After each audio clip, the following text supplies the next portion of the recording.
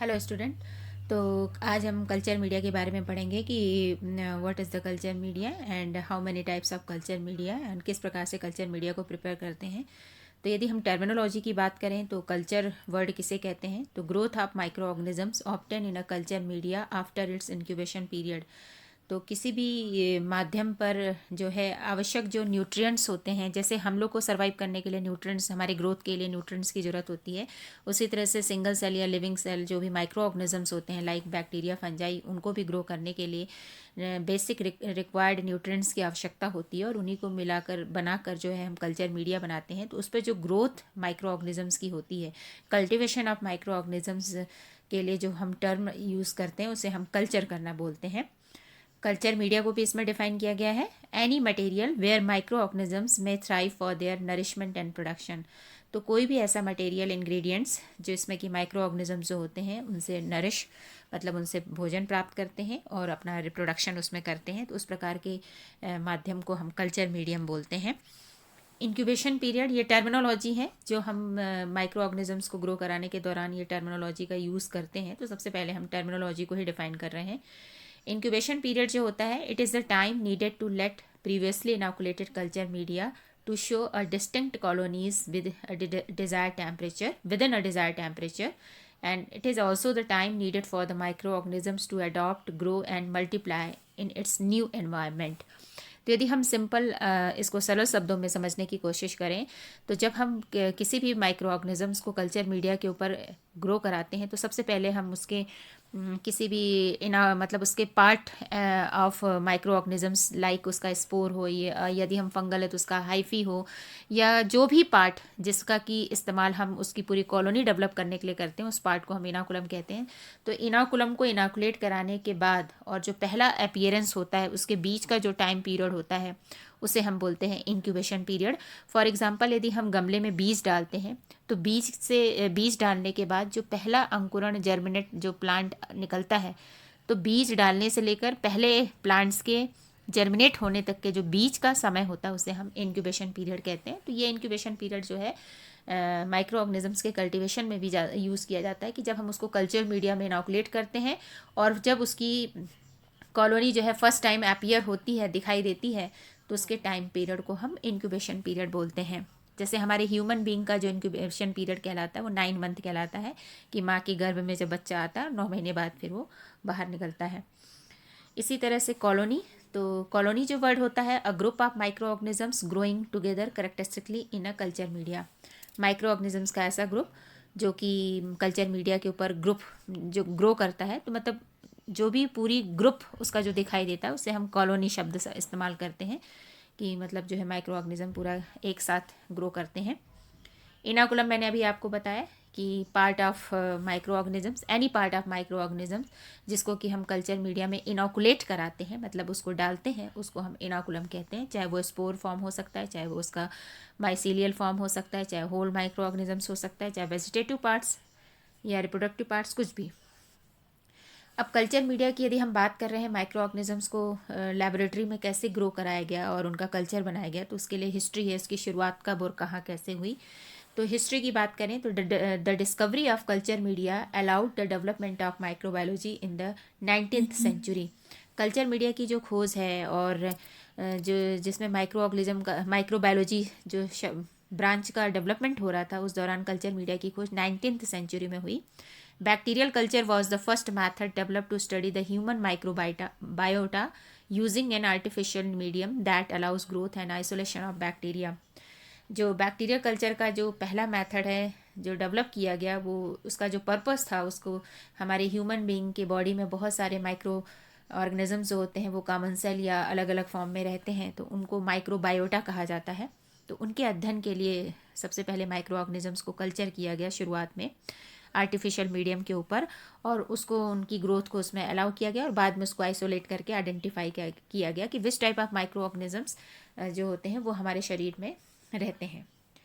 The first to have cultured a bacterium in a reproducible way was Louis Pasteur in 1860।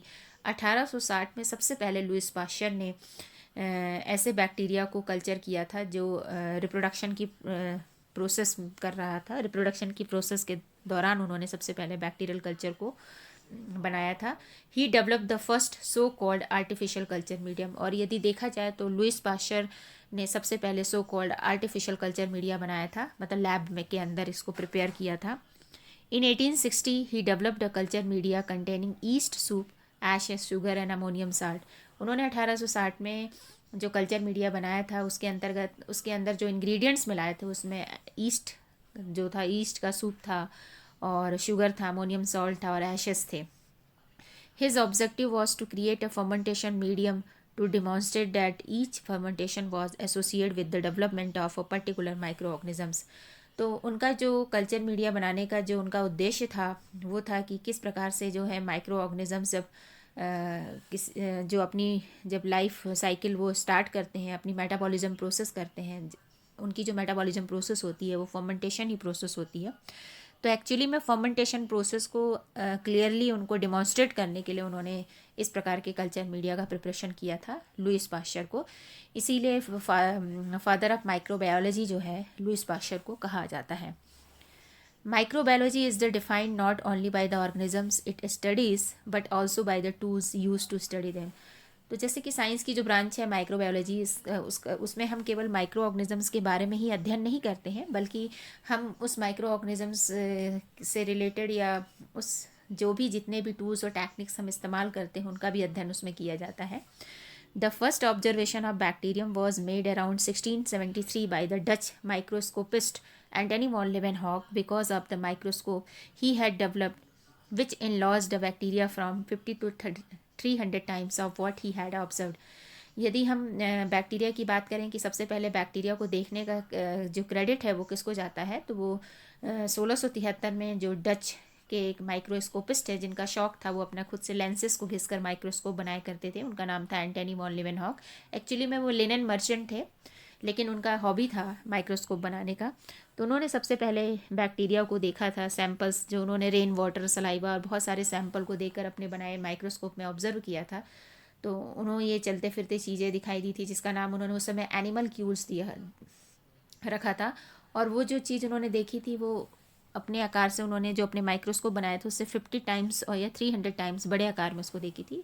Bacteria नाम उस समय उन्होंने नहीं कहा था, एनिमल क्यूज ही कहा था, लेकिन बाद में जब फर्दर स्टडी हुई तो पता चला कि वो जो इन्होंने एंटनी वॉन लीवेनहॉक ने देखा था वो एक्चुअली में बैक्टीरिया और प्रोटोजोअन्स थे। उसके बाद जो है रॉबर्ट कोच 1843-1910 इनका जो टाइम पीरियड था, इनको father of culture media actually में रॉबर्ट कोच को ही कहा जाता है, क्योंकि इन 1881 Robert Koch cultured bacteria on the स्ट्राइल surface of cut boiled potatoes but the bacteria did not always grow well. 1881 में जो रॉबर्ट कोच थे, इन्होंने क्या किया था कि आलू के छोटे छोटे पीस, स्ट्राइल आलू लिया था, उसके छोटे छोटे पीसेस करके उसके ऊपर बैक्टीरिया को ग्रो कराने की कोशिश कर रहे थे, लेकिन बैक्टीरिया बहुत अच्छी तरह से प्रॉपरली ग्रो नहीं हुए। Eventually he developed culture media using meat extract and protein digest reasoning these were similar to body fluid. उन्होंने फिर क्या किया कि बैक्टीरिया की अच्छी ग्रो के लिए उन्होंने कल्चर मीडिया जो बनाया था आलू को काट कर, उसमें उन्होंने मीट एक्सट्रैक्ट को मिलाया और प्रोटीन डाइजेस्ट को मिलाया ताकि बैक्टीरिया ग्रो कर सके, क्योंकि वो बॉडी फ्लूइड से थोड़ी समानता रखते थे। However he use of a liquid culture media did not produce pure bacterial culture. एक प्रकार से उन्होंने लिक्विड कल्चर मीडिया का यूज़ किया, लेकिन फिर भी प्योर उनको बैक्टीरियल कॉलोनी प्राप्त नहीं हुई। Koch therefore sought a way to solidify the medium by adding gelatin. फिर उन्होंने उसके लिए क्या किया, उन्होंने सोचा कि इसमें मीडिया को सॉलिड बनाने के लिए जिलेटिन को मिलाया, सॉलिड मीडिया। तो जिलेटिन मिलाने के बाद फिर उन्होंने बैक्टीरियल कल्चर को लैब में ग्रो कराया। तो जो रॉबर्ट कोच थे वो एक्चुअली में पैथोजेनिक बैक्टीरिया के ऊपर कल्चर कर रहे थे, क्योंकि इन्होंने ही माइकोबैक्टीरियम ट्यूबरकुलोसिस, एंथ्रेसिस और विब्रियो कॉलरी नामक बैक्टीरिया की खोज की थी। उसके बाद गोल्डन एज ऑफ बैक्टीरियोलॉजी में जो है late 19th and early 20th century का जो टाइम पीरियड माना जाता है, उसमें जूलियस पैट्री ने 1852 से 1921 इनका टाइम पीरियड था। इन्होंने पैट्री प्लेट डिशेज की खोज की और उन्होंने बताया कि इन पैट्री प्लेट, जिसको कि इनके नाम पर ही पैट्री डिश कहा जाता है, इस पैट्री डिश में ही हम माइक्रो जो कल्चर मीडिया को बनाते हैं और इसके ऊपर माइक्रोबियल कॉलोनी को कल्टिवेट कराते हैं। उसके बाद ब्रेफिल्ड ने introduce pure culture, developed fungal culture and use gelatin to solidified media. इन्होंने भी प्योर कल्चर टेक्निक इंट्रोड्यूस किया और फंगल कल्चर को इन्होंने लेबोरेटरी में डेवलप कराया, और इन्होंने भी मीडिया को सॉलिड बनाने के लिए जिलेटिन कंपोनेंट्स का यूज़ किया था। लेस्टर ने 1878 में developed first pure culture from Pasteur's lactic acid ferment by using dilution method. इन्होंने सबसे पहले पहला प्योर कल्चर बनाया जो Pasteur lactic acid fermentation method को यूज़ बना रहे थे, उसी बैक्टीरिया के लिए इन्होंने फर्स्ट प्योर कल्चर डेवलप किया। तो ये डिफरेंट टाइप के साइंटिस्ट हैं जिन्होंने जो है कल्चर मीडिया के डेवलपमेंट में अपना योगदान दिया। लेकिन जो इम्पोर्टेंट एक और योगदान माना जाता है वो है आपकी फैनी आइसमाइस हेसे, जो wife of coach associate Walter हेसे। तो वॉल्टर हेस की जो वाइफ थी, इन्होंने सबसे पहले क्या किया, पहले क्या था, जो रॉबर्ट कोच ने मीडिया को सॉलिड बनाने के लिए जिलेटिन का यूज़ किया था। लेकिन जिलेटिन की थोड़ी ड्रॉबैक ये थी कि जिलेटिन कम टेम्परेचर पे जो है मेल्ट भी हो जाता था और कम ही टेम्परेचर पर सॉलिड भी हो जाता था। तो उन्होंने अगार जो है इसकी खोज की थी। अगार जो है एक सी वीड एल्गी से आइसोलेट किया जाता है, जिसको जिलेडियम स्पीशीज़ कहा जाता है। जिलेडियम और ग्रेसिलेरिया स्पीशीज़ से इसको निकाला जाता था। और ये जो है इसकी खास बात ये थी कि ये 98 डिग्री सेंटीग्रेड पर मेल्ट हो जाता था और 45 से 40 डिग्री सेंटीग्रेड पर ठंडा करने पर ये सॉलिड हो जाते थे। तो ये अगार जो था एज ए सॉलिडिफाइंग एजेंट्स के रूप में उसके बाद कल्चर मीडिया में यूज़ किया जाने लगा। और इसके साथ ही ये पॉलीसेकेराइड्स थे चूँकि केमिकल नेचर में, तो ये दोनों ही काम करते थे, एज ए न्यूट्रिएंट्स का भी और सॉलिडिफाइंग एजेंट्स का भी। पर्पस ऑफ कल्चरिंग, हम जो बैक्टीरिया को कल्चर करते हैं उसका उद्देश्य क्या है? तो उद्देश्य है कि सब्सिक्वेंट क्लिनिकल डायग्नोसिस, किसी भी बीमारी की डायग्नोसिस करने के लिए हमें उसको कल्चर करने से हमें ये पता चलता है कि हाँ वो बीमारी किस पर्टिकुलर माइक्रो ऑर्गेनिज्म से हो रही है। Studying it's morphology and for its identification, और किसी भी माइक्रो ऑर्गेनिजम्स की मार्फोलॉजी का अध्ययन करने के लिए और उसको पहचान करने के लिए हम उसको कल्चर कराते हैं, कल्टिवेट कराते हैं। To obtain antigen from developing serological assay for vaccine, vaccine बनाने के लिए भी हमें माइक्रो ऑर्गेनिजम्स को कल्चर कराना पड़ता है। Certain genetic studies and manipulation of the cell also need the bacteria be cultured in vitro, और इन विट्रो कंडीशन में जो है हमें बहुत सारे जो माइक्रो ऑर्गेनिजम्स उनकी जेनेटिक मैनिपुलेशन करने के लिए और उनके जेनेटिक स्टडी के लिए भी कल्चर कराना बहुत ज़रूरी होता है। Isolating bacteria from its sites in body normally known to be sterile and indicated of its role in disease process. इसके अलावा जहाँ जो भी आपका डिजीज़ होती है वो उसका प्रोसेस करने वाले जो बैक्टीरिया होते हैं उनको भी पूरा प्रॉपर उनके आइसोलेट करने के लिए और उनके आइडेंटिफिकेशन के लिए भी किया जाता है। Culturing on solid media is another convenient way of separating bacteria in culture. तो इस प्रकार सॉलिड मीडिया के ऊपर जो होता है, मीडिया को कल्टिवेट कराकर हम उसको प्रॉपरली इसको आइसोलेट और आइडेंटिफाई कर सकते हैं। तो ये कल्चरिंग करने का मेन हमारा जो होता है पर्पस होता है। कंपोजिशन ऑफ कल्चर मीडिया, इसको हम सेकेंड लेक्चर में पढ़ाएंगे। Thank you.